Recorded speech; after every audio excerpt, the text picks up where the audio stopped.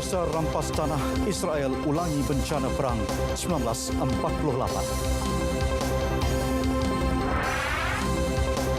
Adik Perdana Menteri Singapura sertai Parti Pembangkang.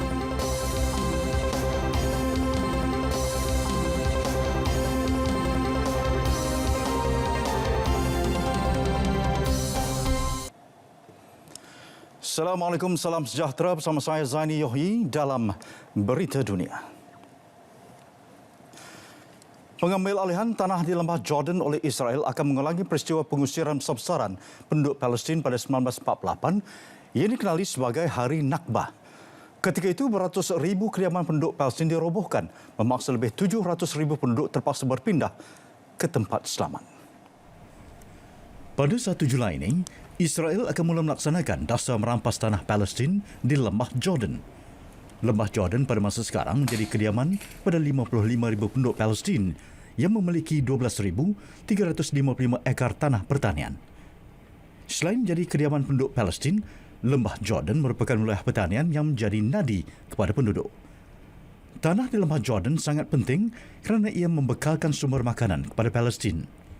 Hampir 60% bekalan sayur-sayuran dan buah-buahan datang dari lembah Jordan. Jika Israel meneruskan dasar merampas tanah di lembah Jordan, ia bukan sahaja menyebabkan krisis pelarian baru berlaku, tetapi mengancam sumber makanan penduduk Palestin. Disebabkan itu, seruan Fatah supaya protes aman diadakan setiap hari bagi menggagalkan usaha Israel wajar disambut seluruh rakyat Palestin dan komuniti antarabangsa. Ia bertujuan mengelak bencana peperangan 1948 dan Hari Nakbah daripada berulang dan krisis dihadapi penduduk Palestin terus berlarutan tanpa jalan penyelesaian. Polis Korea Selatan berjaya menemukan balon udara digunakan untuk menyebar bahan propaganda di sempadan dengan Korea Utara. Pihak berkuasa memberi amaran terhadap pihak terlibat berdepan tindakan tegas kerana aktiviti itu telah membangkitkan kemarahan Pyongyang. Pyongyang jadikan alasan penyebaran risalah propaganda sebagai sebab utama pejabat perhubungan antara Korea diletupkan baru-baru ini. Usaha menyatukan kedua negara turut terjejas dan Korea Utara mengancam mengambil tindakan ketenteraan jika perbuatan menyebar risalah propaganda tidak dihentikan. Polis Korea Selatan membuka kertas siasatan dan berjaya mengenal pasti kumpulan terlibat itu pejuang untuk kebebasan Korea Utara. Kumpulan itu melepaskan 20 balon udara mengandungi 500,000 risalah dan pelbagai bahan propaganda lain, termasuk wang tunai. Balon itu dilepaskan secara rahsia dari Paju di dalam wilayah Gyeonggi-do tengah malam Isnin lalu. Dalam perkembangan sama, pemerintah Korea Utara Kim Jong-un menangguhkan rancangan tindakan ketenteraan Korea Selatan selepas berulang kali mengeluarkan ancaman terhadap jirannya itu. Selain itu, aktiviti propaganda di sempadan juga dihentikan serta-merta, termasuk memadam artikel mengkritik Korea Selatan di internet. Pengumuman itu dibuat selepas mesyuarat Suruhanjaya Ketenteraan Pusat Korea Utara hari ini. Korea Utara mencabut semua pembesar suara yang dipasang di sempadan sejak 2 hari lalu bagi menyiarkan propaganda anti Korea Selatan. Penganalisis melihat tindakan itu sebagai di luar kebiasaan dan memberi harapan terhadap kestabilan di semenanjung Korea. Wilayah itu tegang selepas Korea Utara meletupkan pejabat perhubungan antara Korea minggu lalu selain melaksanakan tindakan provokatif terhadap Korea Selatan. Pyongyang juga mengancam mengambil tindakan ketenteraan ke atas Seoul kerana penyebaran risalah propaganda di sempadan. Wilayah barat daya dan timur China terus dilanda banjir yang memaksa berpuluh ribu penduduk dipindahkan ke penempatan sementara. Pasukan penyelamat meningkatkan operasi bagi mengeluarkan penduduk terperangkap banjir di beberapa lokasi di Guizhou. Angka kematian rasmi penduduk kerana banjir belum diumumkan kerajaan. Namun pada Isnin lalu, banjir kilat membunuh 3 mangsa di Tongzi. Di Huishui pula, hampir 40,000 penduduk dari 22 perkampungan berdepan pelbagai masalah berikutan banjir dan hujan lebat. Antaranya, bekalan elektrik dan rangkaian telekomunikasi yang terputus. Sebelum ini, wilayah di utara berdepan banjir yang kini turut merebak ke bahagian selatan Guizhou dan wilayah timur China. Amaran ribut dinaikkan kepada tahap 2 sebagai panduan kepada pasukan penyelamat membantu penduduk terjejas.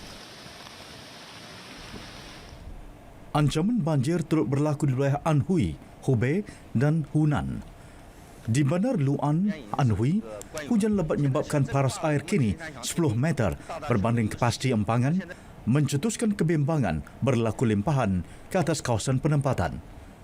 Penduduk bersiap sedia dipindahkan jika bencana itu berlaku. Setakat ini, lebih 200 hektar kawasan pertanian dan beratus-ratus rumah penduduk ditenggelami banjir di Qingshan. Di Xianing, Hubei pula, paras air majoriti sungai mula meningkat ke paras bahaya selepas dilanda hujan sejak Isnin. Kumpulan penyelamat telah digerakkan ke kawasan terjejas bagi membantu mengeluarkan penduduk ke tempat selamat. Mereka memastikan setiap rumah diperiksa supaya tiada penduduk terperangkap banjir. Sejak malam Selasa, 60,000 penduduk dari bandar Huaihua, Hunan telah dipindahkan. Selain tanaman, kesemua jalan, jambatan dan sekolah yang mengalami kerosakan telah dikenal pasti agensi kerajaan. Kecuaian manusia sebabkan oleh juruterbang dan pengawal trafik udara dilaporkan menjadi punca naas pesawat penumpang bulan lalu yang mengorbankan 97 orang di kawasan perumahan di Pakistan. Perkara tersebut terkandung dalam laporan awal bencana itu yang diumumkan Menteri Pengangkutan Ghulam Sarwar Khan di Parlimen. Juruterbang dan pengawal terlibat didapati tidak mengikuti peraturan standard penerbangan sehingga menyebabkan tragedi tersebut. Dalam kejadian pada 22 Mei itu, pesawat milik Pakistan International Airlines PIA yang dalam proses pendaratan terakhir ke lapangan terbang Karachi terhempas menghempap rumah di Model Colony. Ia berlaku beberapa saat selepas juruterbangnya melaporkan terdapat masalah teknikal pada pesawat yang dalam perjalanan dari Lahore. Kemalangan itu berlaku hanya beberapa hari selepas Islamabad menyambung semula penerbangan komersial. Negara itu menggantung operasi penerbangan antarabangsa pada 21 Mac berikutan peningkatan jangkitan COVID-19 dari luar negara, terutamanya dari Iran dan negara Teluk. PIA, salah satu syarikat penerbangan terkemuka di dunia hingga tahun 1970-an, kini mengalami reputasi yang merosot kerana pembatalan, penundaan, masalah keuangan yang kerap serta beberapa kes kemalangan pesawatnya. Adik Perdana Menteri Singapura Lee Hsien Loong secara rasmi menyertai Parti Pembangkang Progress Singapore Party PSP hari ini. PSP akan menyertai Pilihan Raya Umum Singapura yang dijadualkan pada 10 Julai ini. Beliau mengumumkan perkara itu ketika sesi jelajah mesra bersama pengasas PSP Tan Cheng Bock di Pasar Tiong Bahru. Penyertaan ahli keluarga Perdana Menteri dilihat menyuntik semangat baru pada gerakan pembangkang Singapura. Ini kerana Parti Pembangkang Singapura tidak pernah dianggap signifikan di dalam lanskap politik tempatan yang didominasi Parti Pemerintah People's Action Party PAP. Menurutnya, keputusan menyertai Parti Pembangkang dibuat selepas mendapati perjuangan PSP selari dengan aspirasi rakyat yang mahukan pembaharuan dari pelbagai sudut. Sementara itu, Perdana Menteri Singapura Lee Hsien Loong berpuas hati dengan persiapan dan langkah pencegahan COVID-19 menjelang Pilihan Raya Umum 10 Julai nanti. Jelasnya, dua perkara yang menjadi keutamaan sebelum kerajaan membuat keputusan meneruskan proses demokratik itu. Pertama, memastikan keselamatan pengundi daripada ancaman COVID-19. Dan kedua, proses kempen calon bertanding dapat dibuat secara berkesan. Singapura turut mempelajari pengalaman negara lain mengadakan pilihan raya seperti Korea Selatan, Taiwan dan negara Eropah. Selepas meneliti persiapan dan langkah pencegahan, kerajaan yakin pilihan raya dapat dibuat dengan selamat walaupun dibayangi ancaman COVID-19. These decisions will impact your lives and livelihoods. Bekas Presiden Amerika Syarikat Barack Obama berjaya mengumpulkan dana berjumlah $11 juta Amerika bagi membantu Joe Biden mengalahkan Donald Trump pada pemilihan November ini. Setakat ini, acara kutipan derma secara dalam talian anjuran Obama dianggap kempen paling berjaya kerana meraih derma melebihi $10 juta. Daripada jumlah itu, lebih 7 juta merupakan hasil derma 175,000 ahli akar umbi Demokrat di seluruh Amerika Syarikat. Proses kutipan derma secara dalam talian itu akan berterusan selama lebih kurang 4 bulan lagi. Kejayaan acara itu membuktikan Obama masih menjadi tokoh berpengaruh ketika Amerika Syarikat berdepan kebangkitan rakyat terhadap amalan perkauman. Sehingga bulan Mei, Parti Demokrat jaya mengumpul hampir $81 juta dan 10% lebih tinggi daripada jumlah derma diperolehi Trump. Mengulas perkara itu, Obama berkata, sentimen dalam kalangan rakyat, terutama orang muda, memperlihatkan penolakan mereka terhadap kaedah pentadbiran Parti Republikan.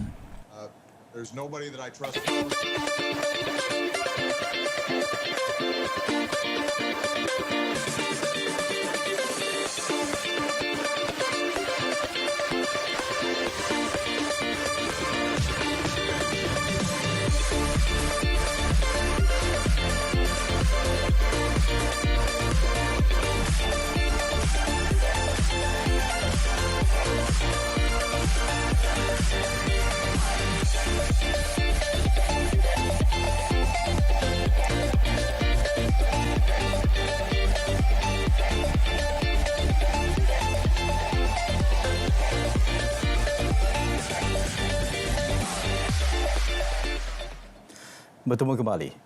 Kemas kini data dari Pusat Coronavirus University Johns Hopkins dan statistik dalam talian worldometers.info setakat malam ini menunjukkan kes positif COVID-19 di seluruh dunia telah menjangkau 9.3 juta orang. Lebih 65% daripada jumlah keseluruhan kes jangkitan di seluruh dunia adalah menerusi 5 negara paling terjejas, iaitu Amerika Syarikat yang merekodkan lebih 2.4 juta kes, diikuti Brazil lebih 1.1 juta kes, Rusia hampir 607,000 kes, serta India hampir 457,000 kes dan United Kingdom lebih 306,000 kes. 5 lagi negara itu Spanyol, Itali, Chile, Peru dan Iran turut merekodkan lebih 200,000 kes positif COVID-19 dengan 9 lagi negara melaporkan lebih 100,000 kes jangkitan. Brazil, Amerika dan India merekodkan peningkatan kes paling tinggi semalam dengan gabungan ketiga-tiga negara itu berjumlah lebih 90,000 jangkitan baru dalam satu hari.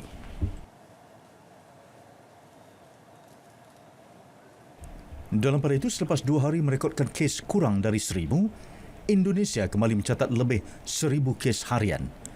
Sebanyak 1,113 kes jangkitan baru dilaporkan hari ini dengan 38 lagi kematian. Ini menjadikan jumlah keseluruhan 49,009 orang yang positif COVID-19 dengan 2,573 kes kematian setakat ini di negara itu. Singapura pula mencatatkan tambahan 161 kes baru hari ini, menjadikan keseluruhan sebanyak 42,623 kes jangkitan keseluruhan dan angka kematian kekal 26 orang. Filipina hari ini mencatat 470 kes baru dengan 18 kes kematian baru.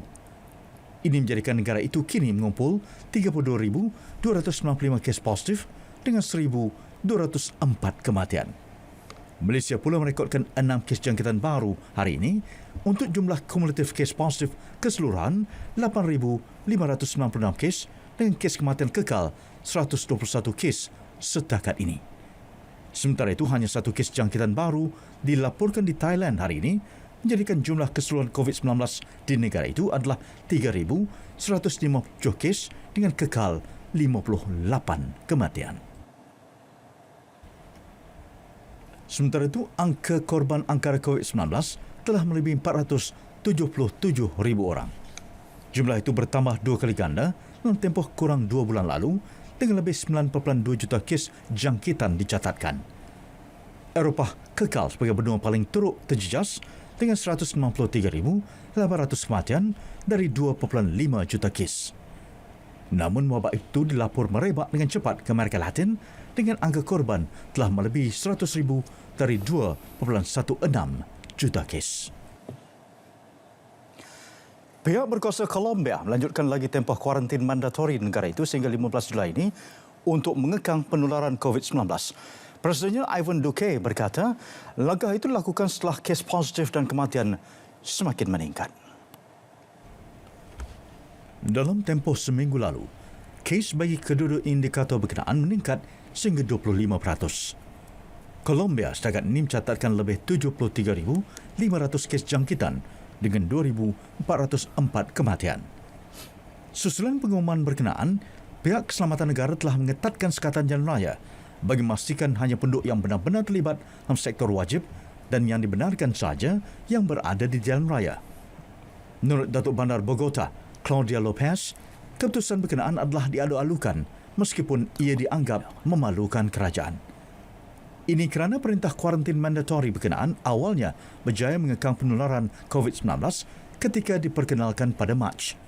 Bagaimanapun pada hujung April, pemerintah mula melonggarkan sekatan bagi mengurangkan kesan terhadap ekonomi.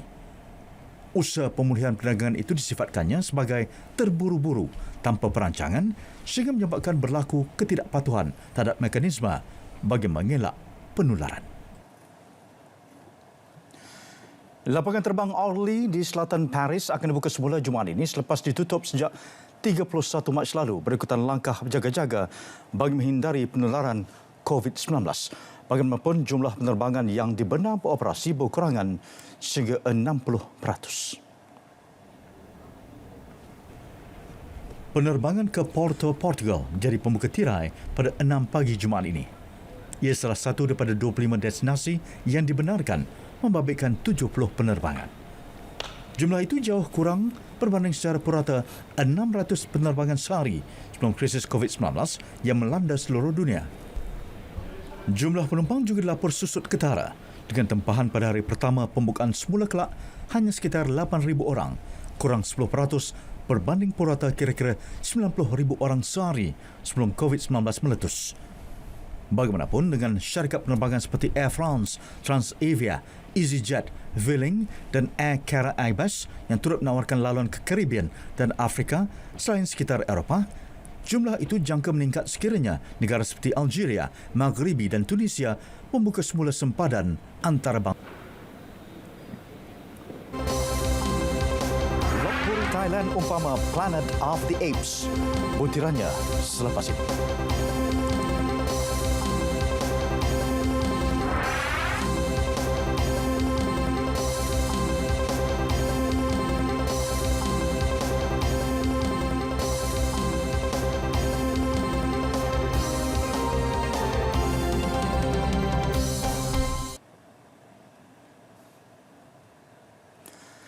Penduduk di Lopburi, Thailand terpaksa mengambil pelbagai pendekatan untuk mereka hidup bersama 6,000 kera liar yang menguasai sebahagian kawasan di bandar berkenaan.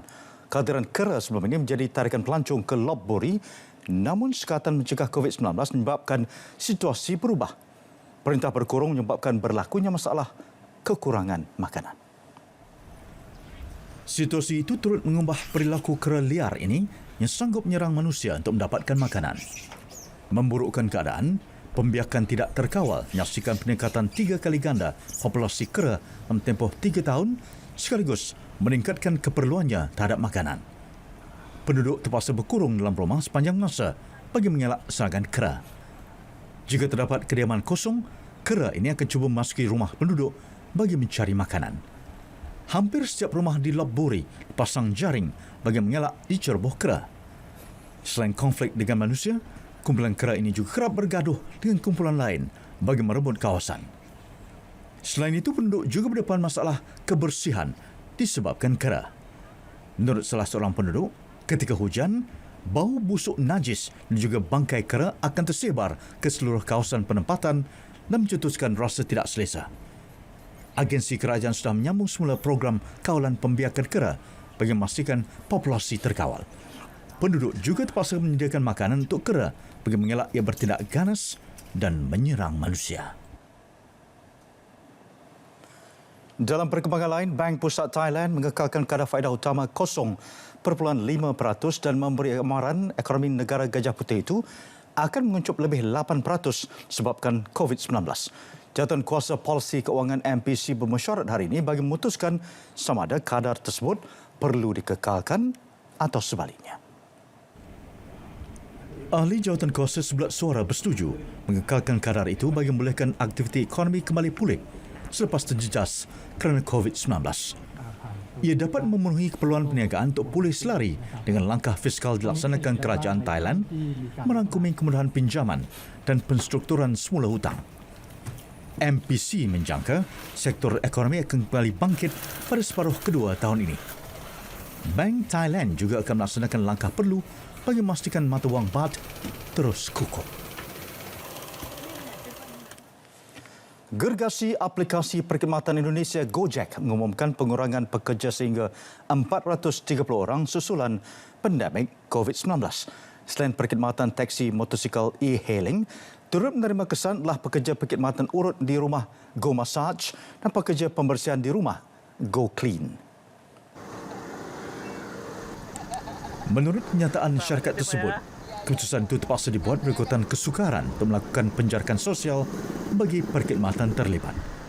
Pada masa sama, permintaan terhadap perkhidmatan berkenaan turut mengalami penurunan dan kerugian sehingga 90% berbanding sekitar 170 juta pengguna dalam tempoh seminggu sebelum berlakunya penularan COVID-19. Jumlah pemberhentian itu adalah kira-kira 9% daripada keseluruhan pekerja syarikat itu yang berkhidmat secara sepenuh masa di Indonesia.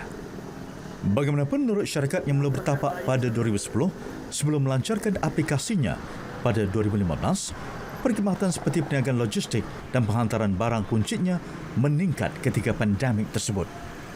Ini kerana penghantaran menggunakan motosikal adalah lebih murah, cepat dan berbaloi berbanding menggunakan kenderaan lain seperti kereta dan lori yang akan berhadapan kesesakan teruk di negara itu.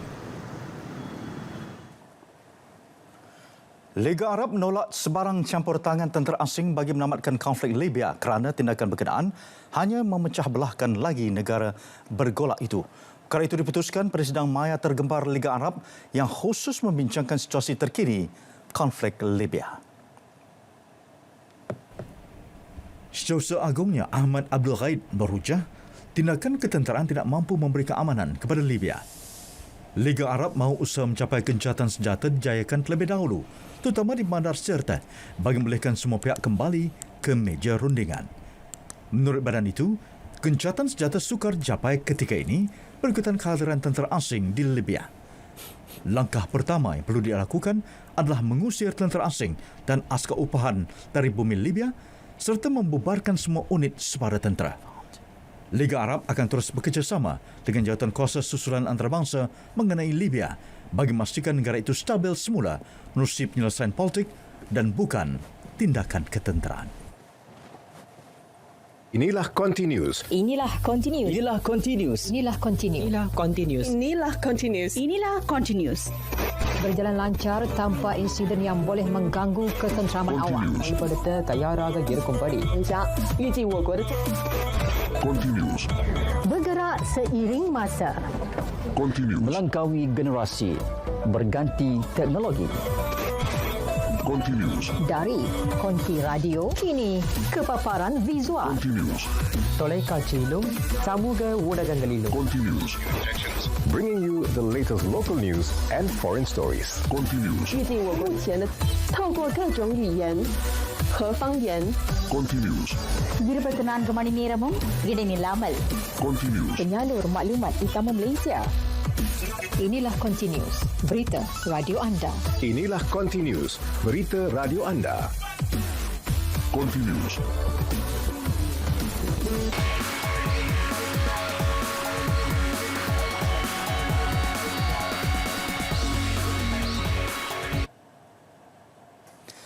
Bola sepak La Liga. 3 perlawanan berlangsung awal pagi tadi menyaksikan Barcelona kembali ke persada selepas menang tipis menewaskan Athletic Bilbao 1-0.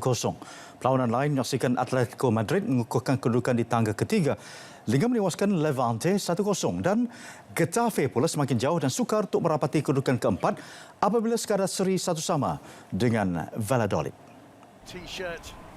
Dalam perkembangan sama, Real Madrid yakin akan kembali memintas Barcelona dalam pertemuannya dengan Real Mallorca pagi esok. Kemenangan akan meletakkan Los Blancos kembali ke tangga teratas dengan kelebihan dalam pertemuan El Clasico. Real Madrid menjalani latihan terakhir menjelang pertemuan dengan Mallorca. Selepas La Liga kembali beraksi, Real Madrid dilihat memiliki momentum lebih baik dan kemas berbanding Barcelona. Kemenangan 3-0 ke atas Valencia laman sendiri dan memungut 3 mata di tempat lawan menentang Real Sociedad cukup menggambarkan betapa Los Blancos amat fokus untuk menjulang kejuaraan musim ini. Kedua-dua gergasi Spanyol, Real Madrid dan Barcelona, saling kejar mengejar mata dan hanya kesilapan kecil akan memisahkan kedudukan kedua-dua pasukan ini. Dalam situasi ini, setiap pasukan perlu fokus 200% untuk kekal mencatat kemenangan dan akhirnya mengesahkan kejuaraan. Namun apa yang membimbangkan jurulatih Zinedine Zidane adalah ketiadaan Casemiro yang digantung perlawanan akibat menerima kad kuning ketiga menentang Real Sociedad. Ketiadaan Casemiro akan digantikan dengan Isco dan pastinya Zidane memerlukan percaturan baru untuk memastikan tiga mata tidak keciciran. No va a jugar mañana. Eso, que estoy preocupado o no, no va a jugar. Entonces nosotros tenemos que hacer diferente, de otra manera, y es lo que vamos a hacer. Zidane lega dapat menggunakan khidmat Isco yang telah pulih daripada kecederaan hamstring yang dialaminya. Pemain tenis nombor 1 dunia Novak Djokovic sah jangkiti COVID-19. Beliau merupakan atlet keempat yang disahkan jangkiti wabak itu selepas beraksi dalam kejohanan di Balkan. Jurucakap Djokovic yang maklumkan pemain berasal dari Serbia itu tidak menunjukkan sebarang simptom. Isterinya Yelena juga positif jangkitan, namun anak mereka disahkan bebas COVID-19. Sebelum ini, 3 peserta kejohanan iaitu Borna Koric, Viktor Troicki dan Grigor Dimitrov disahkan dijangkiti wabak sama.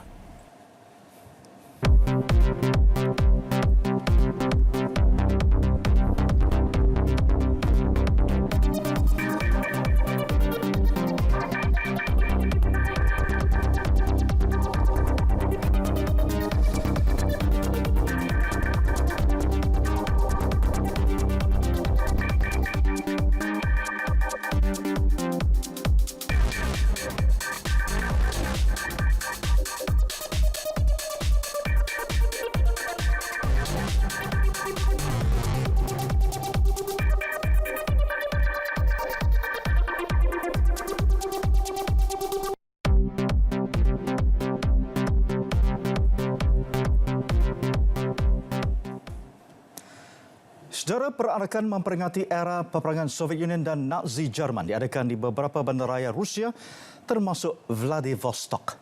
Visual itu menutup berita dunia pada malam ini. Teruskan kawalan kendiri dan kebiasaan baru serta patuhi PKP pemulihan. Saya Zaini Yohi. Assalamualaikum. Salam hormat.